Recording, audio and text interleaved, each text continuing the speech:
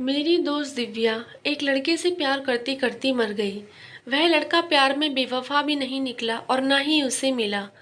फिर भी उसने खुद की जान ले ली। यहाँ बात हो रही है मेरी सहेली दिव्या की। दिव्या बहुत खूबसूरत, बहुत प्यारी लड़की थी। हमेशा खुश रहती थी।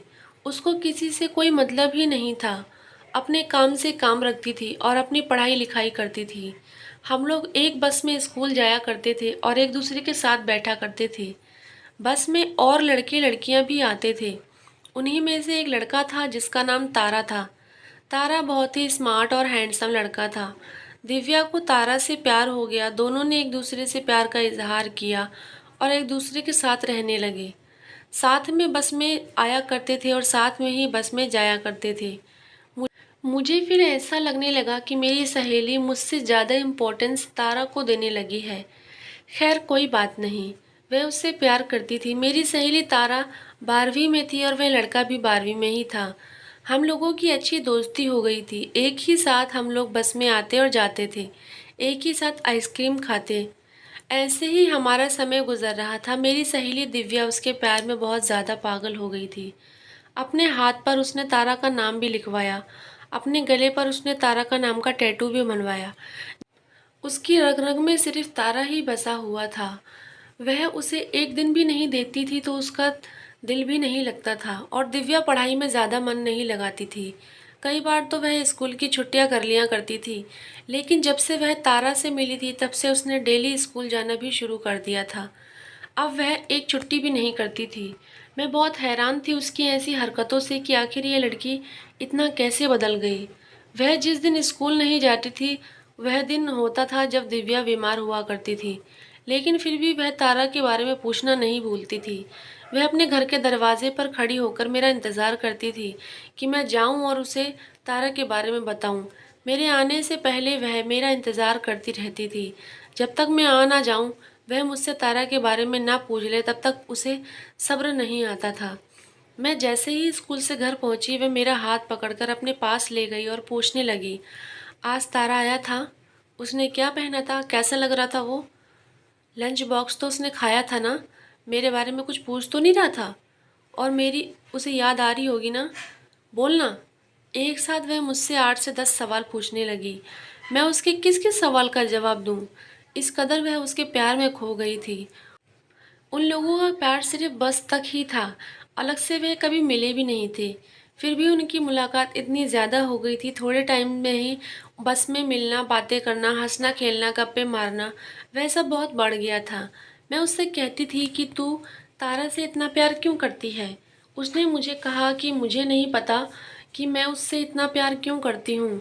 हाँ, मैं बस इतना जानती हूँ कि मैं उसके बिना अब जी नहीं सकती। मैं जब तक जिंदा हूँ मेरी सांसों में सिर्फ तारा ही है। जब तक मैं जीऊँगी उसी के लिए जीऊँगी और अगर वह नहीं मिला तो मैं नहीं रहूँगी इस दुनिया में। वह मुझसे ऐसी ऐसी बातें बोलती थी कि मैं हैरान थी ये सब सुनकर कि आखिर कोई किसी से इतना प्यार कैसे कर सकता है। ऐसे ही समय बीत रहा था। लेकिन एक बात थी जो हमेशा एक जैसी ही थी। वह ये थी कि दिव्या कभी भी उदास नहीं रहती थी। वह ऐसी खुशमिजाज लड़की थी। हंसती खेलती उसकी दुनिया थी। हमेशा हंसती मुस्कुराती रहती थी। मैं हमेशा भगवान से कहती थी कि दिव्या को किसी की नज़र न लगे। लेकिन नज़र तो उसे लग गई थी। वह दिन उसकी ज़िंदगी का सबसे काला दिन था जब उसे तारा से अलग होना पड़ा। उसे पता चला कि तारा पहले से ही शादीशुदा है। उसकी शादी बचपन में ही हो चुकी थी। लेकिन इस बारे में तारा ने दिव्या को कुछ नहीं बताया था। दिव्या को जब पता चला कि तारा पहले से शादीशुदा है, उसकी पहले शादी हो चुकी है, उसकी दूसरी बार गौना होना बाकी था, तो वह बहुत रोने लगी, बहुत उदास हो गई, जैसे मानो उसकी पूरी दुनिया उजड़ गई हो और उसकी ज़िंदगी के सारे अच्छे पल बुरे लम्हों में तब्दील हो गए।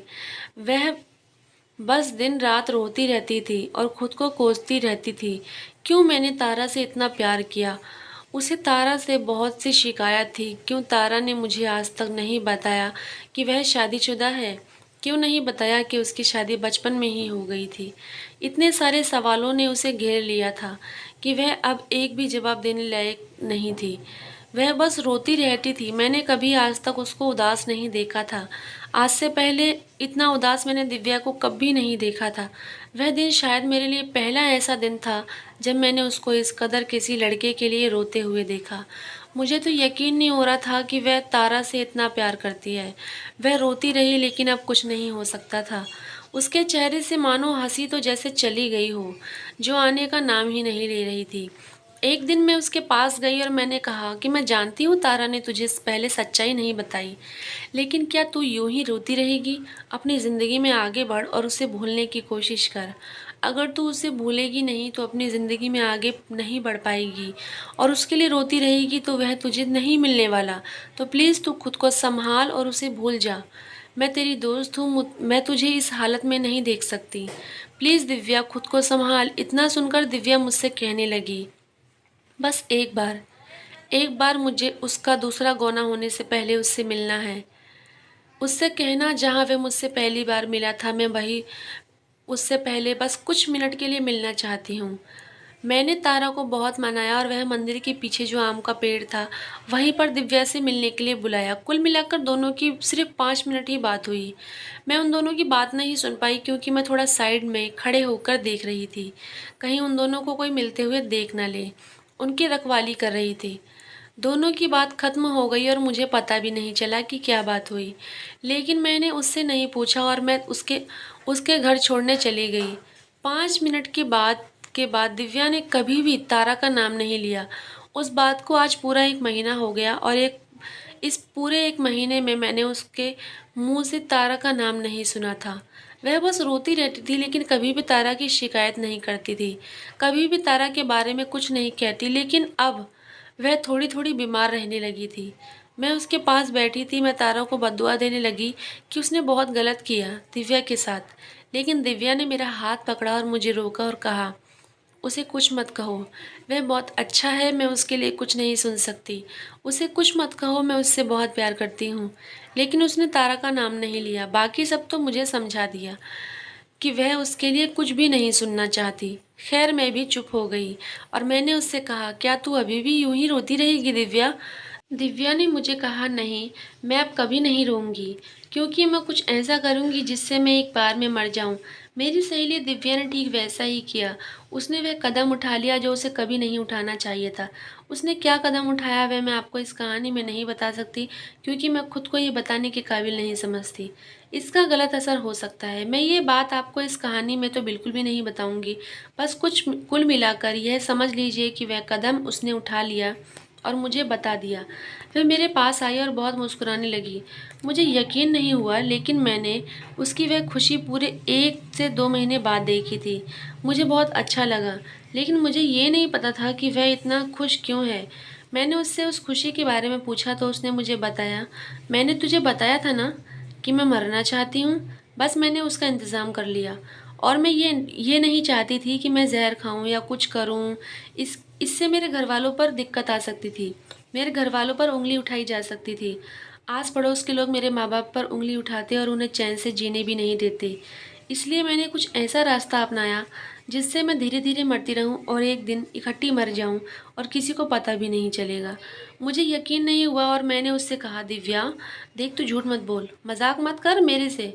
मेरा हाथ पकड़कर उसने अपने साथ ले गई और फिर उसने वही किया जो वो पहले करके आई थी। मैं अपनी आंखों पर यकीन नहीं कर पा रही थी और मैंने उसे एक जोर का थप्पड़ मारा और मैंने बोला, ये क्या किया तूने? उसने मुझसे कहा, मैंने जो किया सही किया और तुझे मेरी कसम है तू ये बात किसी को नहीं बताएगी। मैंने उसकी कसम रख ली और ये बात किसी को भी नहीं बताई। धीरे धीरे दिन बीतते गए और 1 महीने बाद उसकी तबीयत बिगड़ने लगी। धीरे धीरे उसकी तबीयत ज़्यादा बिगड़ती चली गई। किसी को कुछ समझ में नहीं आया कि आखिर उसके साथ क्या हो रहा है। अचानक से ही उसकी सांस थमने लगी और उसने पूरा बिस्तर पकड़ लिया। अब उसकी ऐसी हालत हो गई थी कि वह बिस्तर से उठने लायक भी नहीं थी। बिस्तर पर ही उसको सारा खाना पीना मिलता था, सारे काम वहीं होते थे। एक मरीज की तरह उसने खुद को बना लिया था। धीरे धीरे उसका समय निकल रहा था और अचानक से उसकी मृत्यु हो गई। मुझे बहुत दुख हुआ, मुझे बहुत पछतावा हुआ। शायद मैं उसकी इस हरकत को किसी से नहीं छुपाती तो शायद उसकी जान बच जाती। उसने जो कदम उठाया था, अगर मैंने सबको बता दिया होता तो शायद उसके साथ ये नहीं होता। मैंने इतना बड़ा गुनाह कर दिया कि मैं किसी को कुछ नहीं बताया। शायद हो सकता है मेरी वजह से उसने ये सब झेल लिया हो। लेकिन हाँ, मैं इतना जानती हूँ कि मेरी सहेली दिव्या ने तारा से बहुत प्यार किया था। उसके जैसा प्यार तो शायद ही मैंने कभी देखा होगा। मेरी सहेली लाखों में एक थी और आज भी मुझे उसकी बहुत याद आती है। तो अपनी सहेली की तरफ से आज मैं यही कहूँगी कि फिर आएंगे एक उम्र प्यार की लिखवा कर, तेरी कसम अगले जन्म में तेरे होके रहेंगे। तो दोस्तों, आपको मेरी सहेली की ये कहानी अच्छी लगी हो तो प्लीज़ वीडियो को लाइक और चैनल पर प्यारा सा कमेंट ज़रूर करें।